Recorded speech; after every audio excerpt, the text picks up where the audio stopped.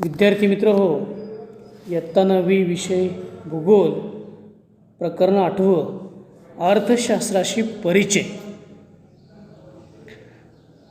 आता अर्थशास्त्र म्हणजे नक्की काय हे तुम्हाला माहीत आहे की अर्थशास्त्र म्हणजे एक कौटुंबिक व्यवस्थापन किंवा अर्थशास्त्र ही संज्ञा जी आहे ती ओइकोनॉमिया या ग्रीक शब्दापासून बनलेली आहे. कौटुंबिक व्यवस्थापन व अर्थशास्त्र या दोघांचे बरेच असे साम्य आहे या दोघांमध्ये.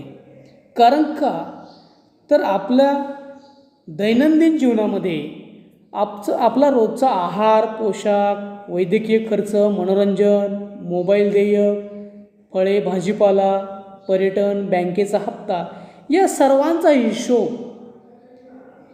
अर्थशास्त्रामध्येच म्हणजे मांडला जातो. एक तसं पाहिलं तर कुटुंबाचं हे व्यवस्थापन आहे, बरं की नाही.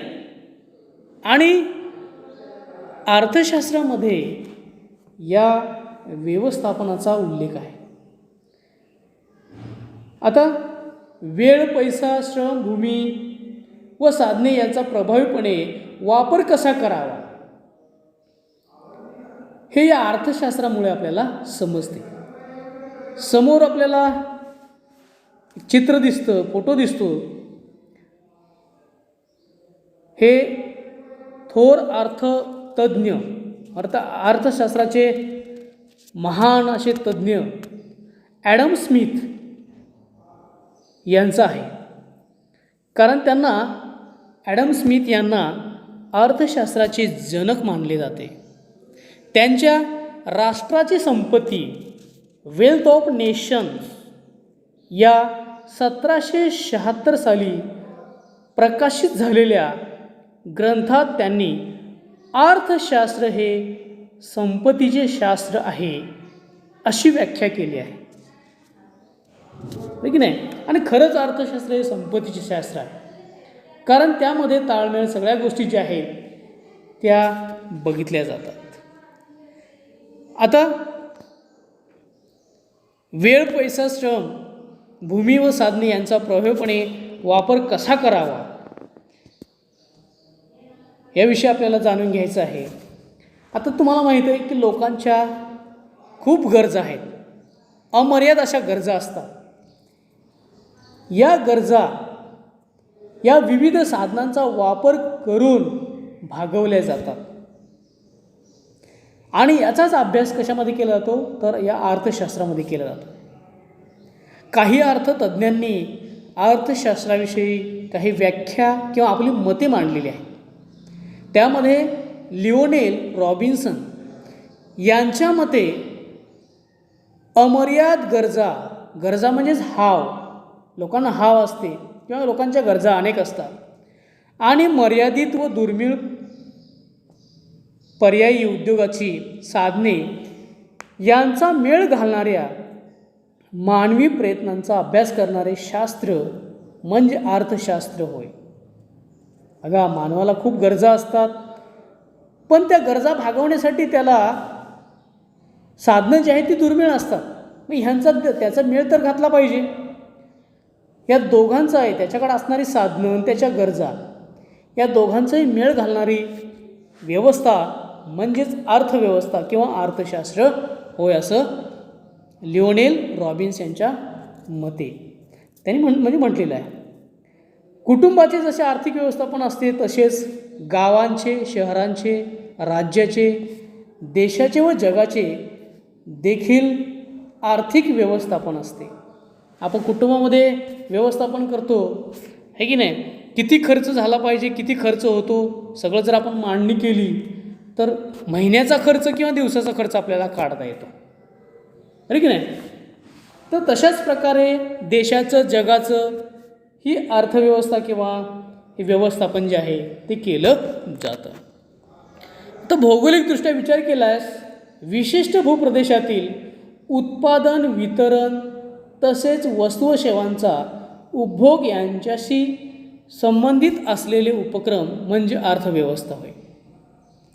आता विशिष्ट भूप्रदेशामध्येच म्हणजे उदाहरणार्थ कोकणामध्ये भाताचं उत्पादन होतं आहे. आपल्या सांगली जिल्ह्यामध्ये सोयाबीन, ऊस, हळद अशा विविध पिकांचं उत्पादन जे आहे ते घेतलं जातं. पण त्याचं वितरण, त्यांचा उपभोग या सर्व गोष्टींचं व्यवस्थापन या अर्थशास्त्रामध्ये केलं जातं. जागतिक स्तरावर अर्थव्यवस्थेचे 3 प्रकार आहेत आणि त्याच्यावरच आणि हे 3 प्रकार जे आहेत म्हणजे ह्या 3 प्रकारच्या अर्थव्यवस्था आहेत या जगातील अनेक देशांनी स्वीकारलेल्या आहेत. आता आपण त्यात डिटेल बघूया. पहिली आहे भांडवलशाही अर्थव्यवस्था. भांडवलशाही अर्थव्यवस्था जी आहे या अर्थव्यवस्थेचा हेतू, उद्देश आणि त्याची व्याख्या आपल्याला बघायची आहे.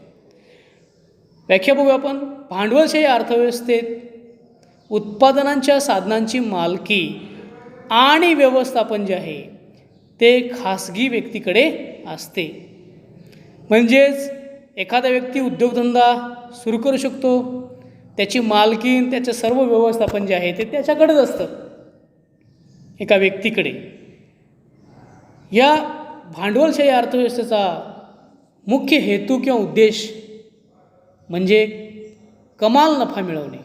जास्तीत जास्त. कमाल म्हणजे काय? जास्त. किमान म्हणजे कमी आपण म्हणतो, कमाल म्हणजे जास्त नफा मिळवणे. तर हा मुख्य उद्देश आहे भांडवलशाही अर्थव्यवस्था. कारण मालक एक असतो, व्यवस्थापन त्याच्याकडेच असतं आणि त्याचा उद्देश मग काय असणार तर कमाल म्हणजे जास्त नफा मिळविणे. ही अर्थव्यवस्था जर्मनी, जपान आणि अमेरिकेची संयुक्त संस्थाने इत्यादी देशांनी स्वीकारलेली आहे. या देशांमध्ये भांडवलशाही अर्थव्यवस्था आहे. कोणत्या? जर्मनी, जपान आणि अमेरिकेची संयुक्त संस्थाने. दुसऱ्या प्रकारची अर्थव्यवस्था समाजवादी अर्थव्यवस्था.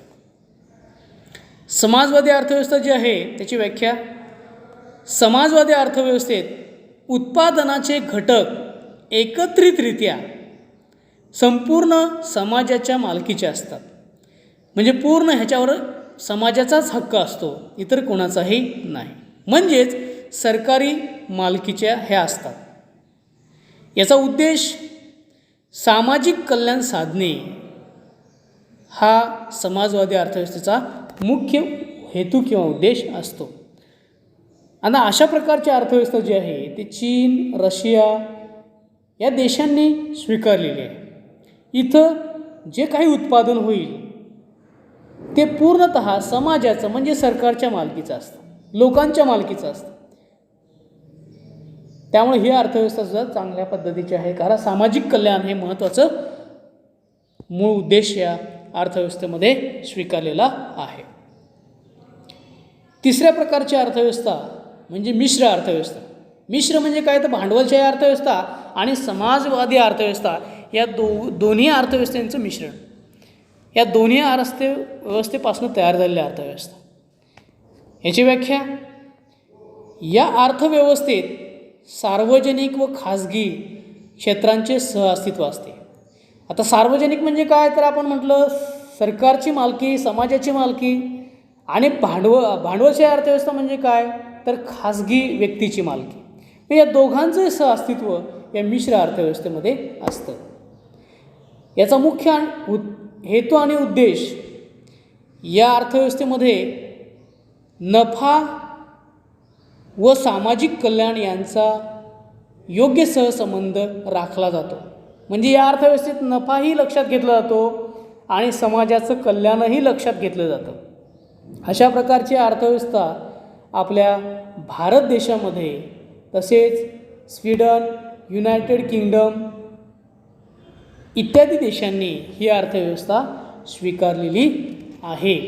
की नाही? आपल्या भारत देशामध्ये आपण बघतो की मोठे मोठे उद्योगपती आहेत आणि काही उद्योगधंदे असे आहेत की ते सरकारच्या मालकीचे आहेत. म्हणजे दोन्ही प्रकार जो आहे तो आपल्या भारतीय अर्थव्यवस्थेमध्ये दिसतो. म्हणजेच मिश्र अर्थव्यवस्थेमध्ये आपल्याला तो बघायला मिळतो. त्यानंतर आपल्याला पुढचा मुद्दा बघायचा आहे अर्थव्यवस्थेचे जागतिकीकरण. यामध्ये सध्याचे आर्थिक धोरण जे आहे ही धोरणं ही अर्थव्यवस्थेला जागतिकीकरणाकडे घेऊन जात आहे. जागतिकीकरण म्हणजे वैश्विक अर्थव्यवस्थेची निर्मितीच होय. वैश्विक अर्थव्यवस्था जी आहे ही अशी सीमारहित अर्थव्यवस्था असते की जेथे नैसर्गिक साधनसंपत्ती, नफा, सेवा, भांडवल, श्रम आणि तंत्रज्ञानाचा प्रवाह मुक्तपणे देशांच्या सीमापार जात असतो. जागतिकीकरण म्हणजे देशाच्या अर्थव्यवस्थेला जागतिक अर्थव्यवस्थेशी एकरूप करणे होय. म्हणजे इतर देशाच्या ज्या अर्थव्यवस्था आहेत त्याला जगाशी एकरूप करणे. यामध्ये मुक्त व्यापार असतो व गुंतवणुकीवरील सर्व बंधने जी आहेत ती काढून टाकली जातात.